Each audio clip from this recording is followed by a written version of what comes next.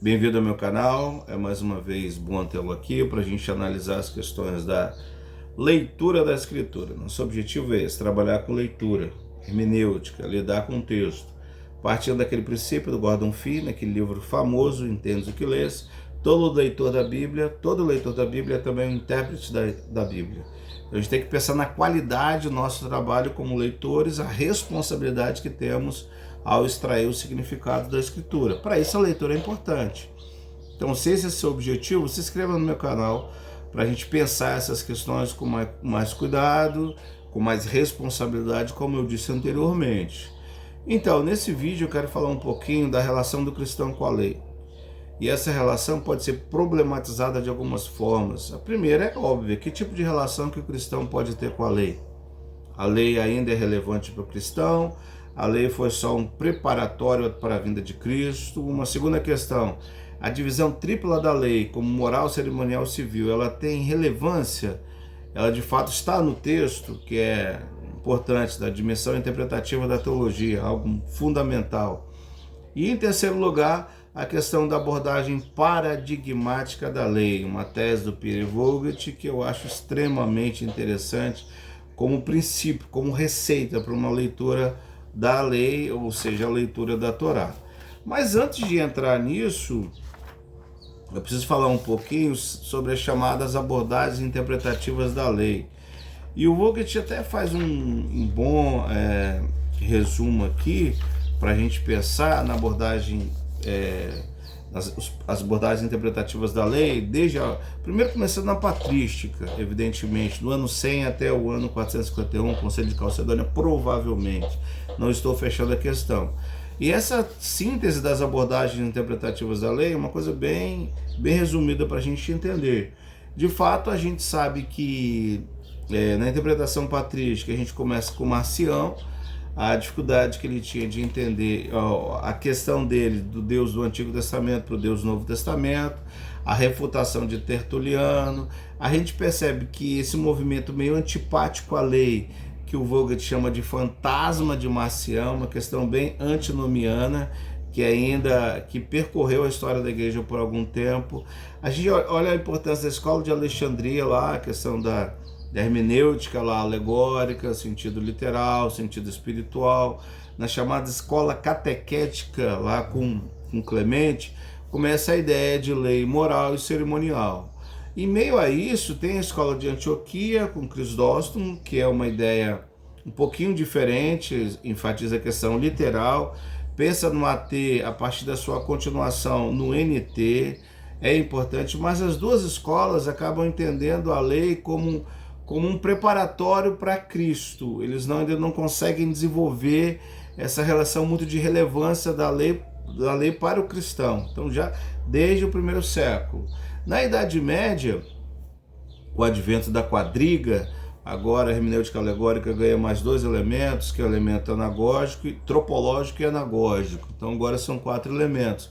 Tomás de Aquino trabalha a ideia de lei moral, cerimonial e judicial. Agora a lei, diferentemente de Alexandria, ganha um ponto a mais, que é a lei judicial.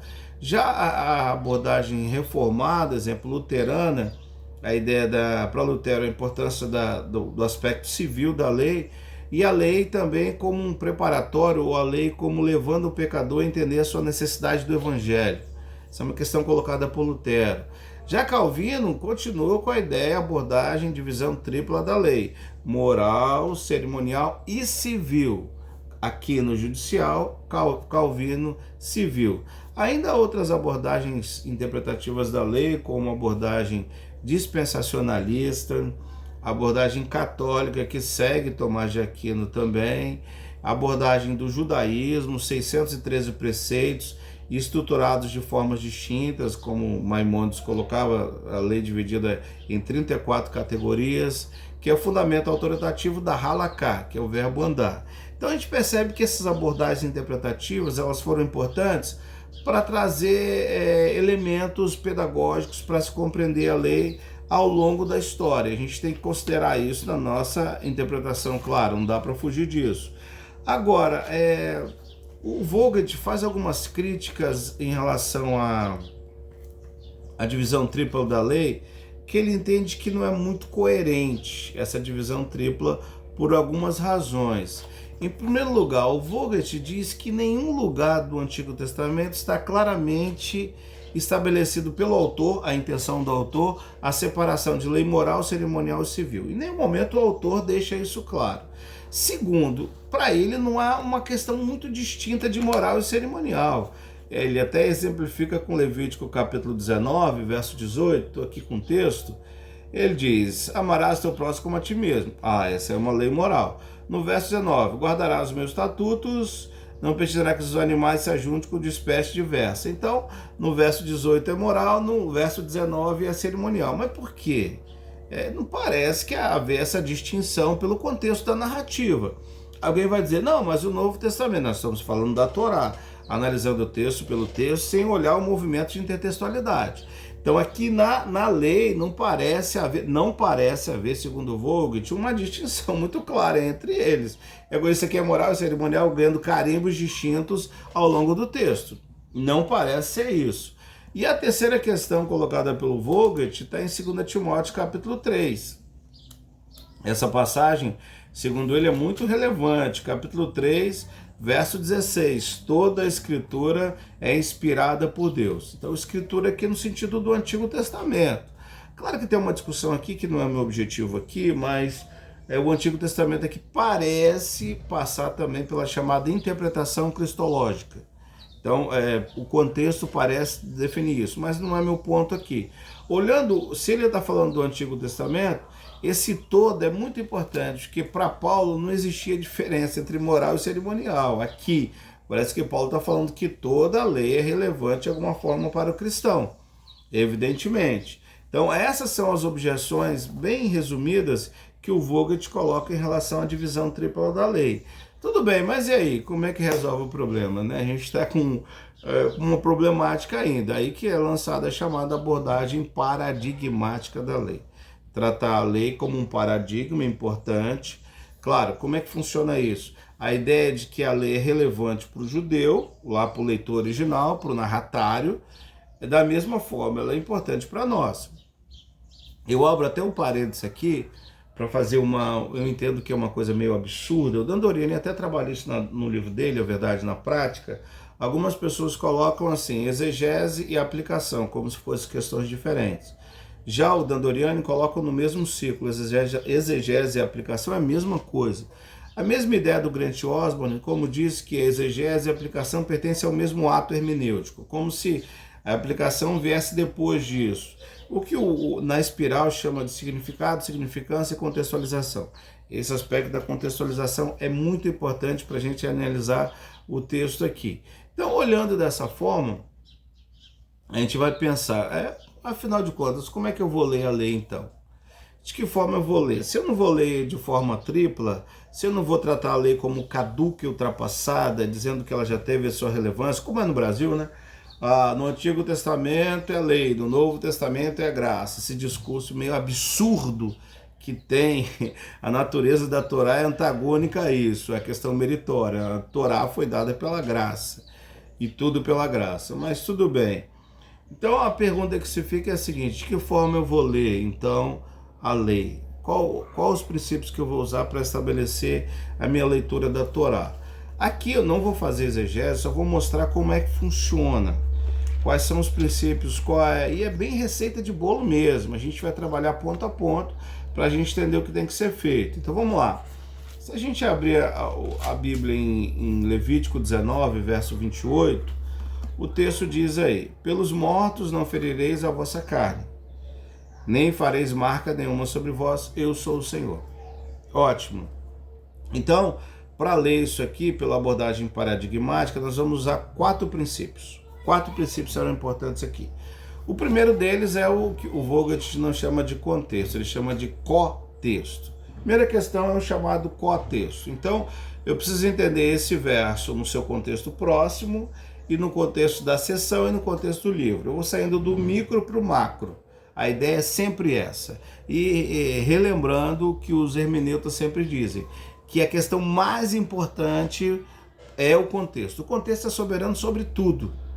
Às vezes as pessoas ficam absolutizando palavra, fica absolutizando sintaxe, tudo isso é importante, mas quem define mesmo é o contexto. O contexto é a questão, ou como Vogt diz, o cotexto é a questão mais importante. Esse é o primeiro elemento.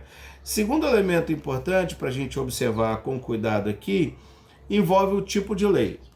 A gente tem que conhecer isso, não tem jeito. Essa é uma lei apodídica, é uma lei casuística, é uma pena de morte, é uma maldição, é uma proibição. Que tipo de lei é essa aqui? Esse conhecimento eu preciso ter. Não, essa aqui é uma lei apodídica, é uma lei afirmativa, não é uma lei casuística, é uma lei do caso. É uma lei absoluta, colocada aqui pelo texto. Em terceiro lugar, eu preciso observar o propósito dessa lei. E o propósito da lei está muito conectado à ideia do contexto da lei. Aqui a gente tem que ser cuidadoso. Quando você lê, não cortareis pelos mortos não ferireis a vossa carne. Quando você lê uma passagem dessa, você precisa entender que o objetivo da lei é negar um tipo de prática, aí que vem a questão da estrutura mais profunda da leitura. Um tipo de prática que era uma realidade entre os pagãos. De fato, eles faziam isso. Eles feriam a carne para invocar uma divindade, feriam a carne num processo no Antigo Oriente, num processo religioso. E o que o texto está dizendo? Vocês não farão como os pagãos fazem. A ideia, o propósito da lei é estabelecer uma distinção, é estabelecer uma identidade antagônica àquela pagã, que é o movimento chamado de movimento contra a cultura. Então qual é o propósito da lei? O propósito da lei é sempre um propósito religioso. Essa é uma questão que a gente tem que desenvolver na nossa leitura. Então, o que os pagãos faziam, num contexto de culto às suas divindades, aqui o judeu não pode fazer. Então, quando eles entrassem na Terra Prometida, por mais que os pagãos tivessem práticas como essa, eles não fariam. Para quê? Para estabelecer a distinção entre o povo de Deus e aquele que não era povo de Deus. Esse é o verdadeiro contexto de sabedoria que eles deveriam viver. Então esse é o propósito da lei aqui, a distinção e a formação de uma identidade do povo de Deus a partir do princípio da Torá. Então aqui esse propósito me leva para o quarto elemento, que é a contextualização. Agora sim, eu vou perguntar a Levítico 19, 18. Qual a importância desse parâmetro aqui, desse paradigma para nós hoje? Aí como é que a gente faz a contextualização? Essa questão é importante. Eu contextualizo a partir de como a lei funcionava para o Israel antigo. Para o Israel antigo, esse mandamento servia para estabelecer distinção de identidade entre o povo de Deus e aquele que não é povo de Deus. E essa verdade de distinguir identidade é de toda a Escritura. Aí eu posso já o chamar do contexto canônico. O que é o contexto canônico? É olhar a Bíblia inteira. A Bíblia inteira está preocupada em mostrar uma distinção de identidade. Então eu posso dizer, parafraseando, da mesma forma que essa prática distinguia o povo de Deus do povo pagão, ou seja, o restante da Escritura está preocupado em distinguir o povo de Deus daquele que não é povo de Deus. Então essa é uma máxima da Bíblia, não é a máxima de 19, 18. É claro, nós temos aqui a questão de forma bem embrionária no começo, é verdade, mas é uma marca divina. Por quê? Na minha pesquisa que falo tá? Eu tenho essa coragem, que eu chamo de contextualização teontológica, a ideia de que Deus é o ser que é imutável. Culturalmente as questões vão mudando, mas Deus continua. Então, ao longo da Escritura, a imutabilidade de Deus é estabelecida nessa forma. Ele, como soberano, quer distinguir o povo dele por meio de uma identidade. Então, a gente vai fazendo comparação na contextualização por meio da exegese canônica, estabelecendo que a prática divina lá em Levítico é a prática divina de toda a Bíblia, distinguir um povo para si por meio de práticas em si. Então essa é a questão, não é cortar a carne, mas sim um propósito da lei que realmente é importante para a sua contextualização. Então, deixa eu terminar aqui, para não ficar muito longo. Então o que a gente viu? A gente viu as abordagens interpretativas da lei, de forma bem resumida, e vimos aqui esses 4 elementos para a leitura. Você vai olhar o contexto. Segundo lugar, você vai olhar o tipo de lei que está sendo usado. Terceiro, você vai olhar o propósito dessa lei. Depois do propósito dessa lei, você vai conseguir trabalhar o princípio da contextualização, algo relevante. Então isso aqui é uma forma, volto a dizer, sendo até redundante, de forma bem resumida, para mostrar uma forma de você ler a lei de forma distinta daquela que é muito colocada, que está fundamentada na chamada divisão tripla da lei.